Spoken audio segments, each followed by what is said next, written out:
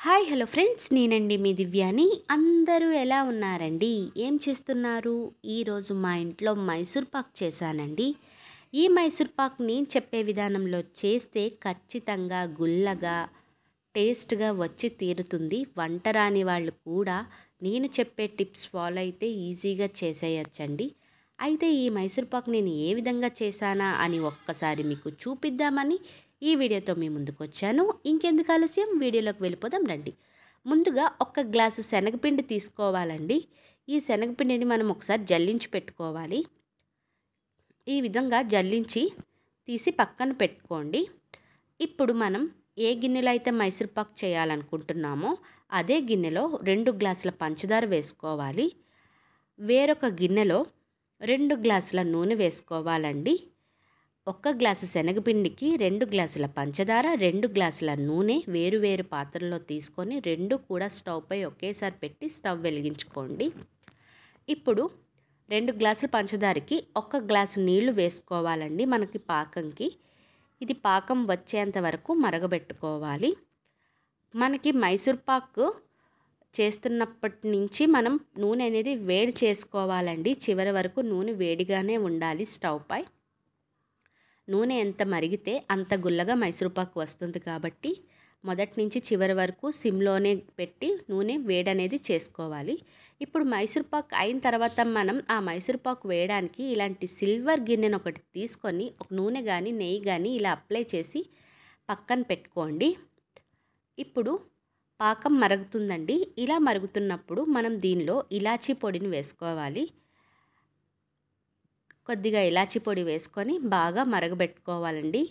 ఈ పాకం మనకి తీగ పాకం రావాలి. తీగ పాకం వచ్చేంత వరకు ఈ పాకం మరగబెట్టుకోవాలండి.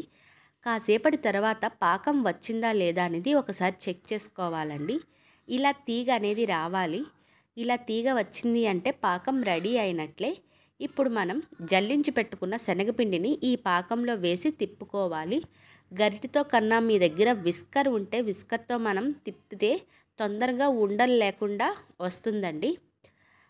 ఇది మొత్తం ఉండలేకుండా పూర్తిగా పాకంలో కరిగిపోవాలి మనం వేసిన శనగపిండి. కాసేపటికి ఇది ఉడకడం మొదలవుతుందండి. ఇలా ఉడకడం మొదలైనప్పుడు మరుగుతున్న వేడివేడి నూనె ఒక్కొక్క గరిటెగా తీసుకొని దీన్ని కలుపుతూ ఉండాలి. మైసూర్పాక్ అయ్యేంత వరకు ఈ కలపడం మాత్రం ఆగకూడదండి. మనం మైసూర్పాక్ అయినంత వరకు మనం నూనె పోస్తూ దీన్ని కలుపుతూనే ఉండాలి. ఇలా మనం నూనె పోసేటప్పుడు ఇది పొంగుతుందండి. నూనె ఎంత వేడిగా ఉంటే, ఎంత వేడి నూనె వేస్తేనే మైసూర్పాక్ అంత గుల్లగా వస్తుందని గుర్తుపెట్టుకోండి. ఇప్పుడు దీన్ని ఇలా కలుపుతూ ఉంటూ మనం 2 గ్లాసుల నూనె మరబెట్టుకున్నాం కదండి. ఈ 2 గ్లాసుల నూనె కూడా ఈ మైసూర్పాక్లో పడుతుంది. మొత్తం నూనె అయిపోతుంది. మైసూర్పాక్ అయిపోయిందా లేదా అనేది మనకి ఎలా తెలుస్తుందంటే మనం ఈ మరుగుతుంది కళాయికి సపరేట్ అయిపోతుందండి. మనం తిప్పేటప్పుడు ఇలాగా చూసారా, ఇలా విడిపోతుంది, కళాయి నుంచి ఇలా జారుతుంది అన్నప్పుడు ఇది అయిపోయినట్లే.